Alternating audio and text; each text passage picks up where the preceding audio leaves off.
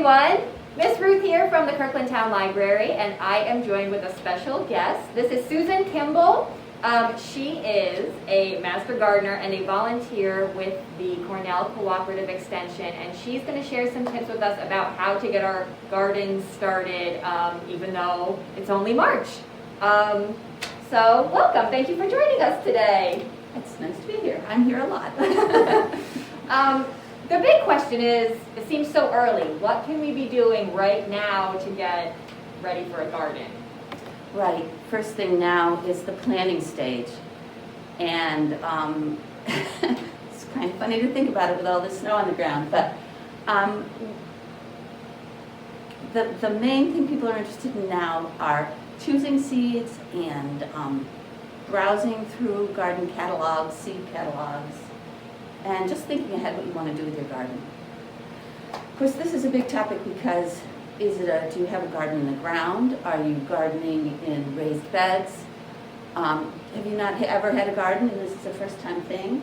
And the fun thing that a lot of people now are just gardening in pots.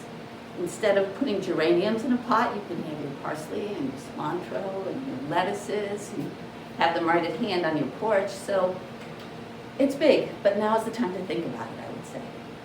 And maybe start writing things down.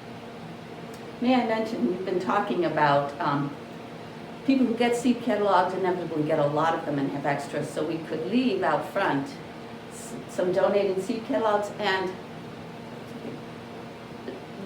I want to say it doesn't really matter if it's not the most current catalog, because most of the vegetables in the seed catalog are carried. There'll be some new things you might miss, and you can always go to the website. Maybe the website, some people prefer it. I kind of like to look at pages. But start there, and if you check out the porch, you might find seed catalogs that you can just take. Do what you will. So that's what we can do now. Okay, so if you're thinking about what kind of plants you want to plant, say you're a family with kids and you want to get everyone involved, what are some good plants that are a little easier to successfully grow? Oh, I think that's an important thing with kids, because I've done a lot of gardening programs down in Utica at the public library with groups of children, and you don't want them to fail no matter what, because you want them to have this very positive experience. And you want to plant things that they like to eat. So I have some favorites. Actually, I bought a seed pod. I thought I might mention that the catalogs I'll leave out front are mostly heirloom, and I really like the idea of heirloom vegetables that aren't hybridized, that go way back. But Can I stop you there for just 1 second? I think we hear that word a lot, and a lot of people who are not big gardeners don't know what that means. What is an heirloom vegetable? Yeah, and we could do another talk on that. And we still have an heirloom seed group, though everything's kind of on hold this year, where you can get free heirloom seeds. Just like I said, I mean, way back when this country was first, settled, I almost said invaded, but people brought seeds when they came to America. They brought seeds, and there are seeds that have been grown year after year and saved.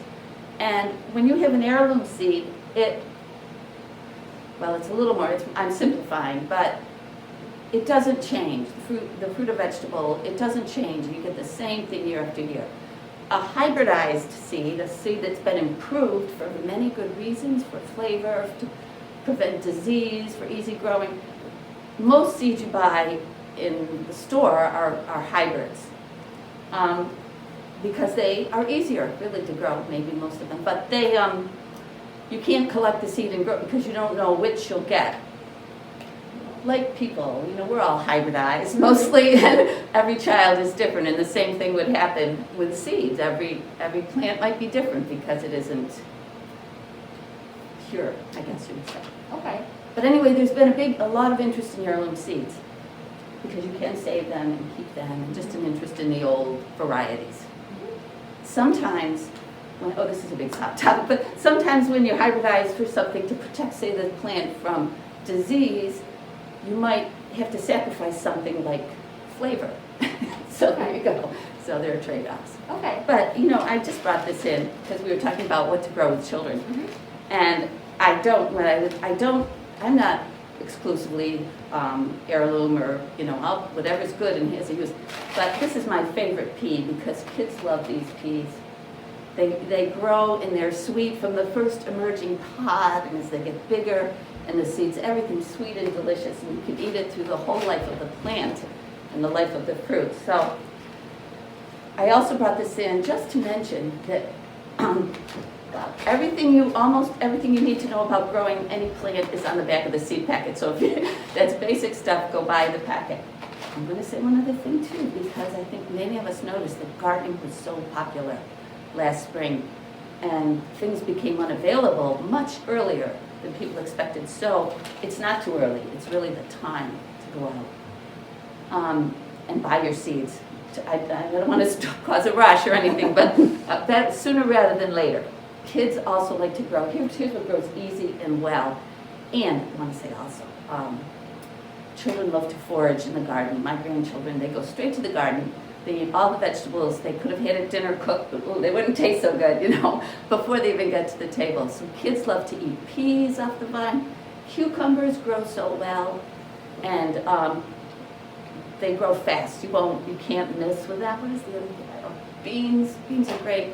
Unless you've pulled a bean off the vine, you don't know how sweet and delicious a bean can be. Kids love that too. Peas, beans, cucumbers. Oh my gosh, my favorite thing in the garden is lettuces. Look in a catalog at the lettuces. You can get every color. If you want to create, you can create a beautiful picture with all the different colors of lettuces and go out every day and pick your salad. Mm-hmm. And the children do that. My granddaughter loves kale because she picks the little fresh leaves that are just emerging, and they're sweet and they're tender and delicious. So let your children forage in the garden and they'll get half their dinner, or they'll probably eat all day long. Yeah. Oh, the other thing, along with hybridizing, I love heirloom tomatoes, but the little cherry tomatoes that are so very sweet, there's a yellow variety, there's a red variety, they usually have the name sweet in their name. And if you want to just buy the plants at one of our local nurseries, children just don't like the taste, or the texture, I think, of tomatoes generally. They might not like the taste because they can be acid and sharp. So buy these nice, sweet little tomatoes, and your child will have an open mind about tomatoes forever. All right, those are some great tips. Great. If you have any more questions, we're going to have more information on our website, links to the Cornell Cooperative Extension, and some other resources. We're also going to be launching our seed exchange soon, where you can sign up and get free heirloom seeds to plant in your garden. And there's a lot of information included on those seed packets, and here at the library when you register for that too. You'll get all the information about when to plant them in the ground or outside. So, yeah. Just wanted to say, you reminded me, last year there seemed to have been a shortage of scarlet runner beans, which are a wonderful heirloom because they're delicious when they grow. They are climber, and they have the most beautiful red flowers if you want to make your garden beautiful. Oh, the other thing I wanted to say is plant flowers in with your vegetables. There are lots of good reasons. Mostly they attract pollinators and just make the garden really nice. I brought a few things. One is, you can get this information, but one is if you're just starting and putting in raised beds, how to do it, how to make a soil mix so it'll work. And I was going to mention the Cooperative Extension is doing a Zoom. It was in the newspaper this morning, Zoom into spring with virtual gardening classes. I have information about that too. Thank you. Great. Thank you so much for joining us today, Susan. No, you're welcome.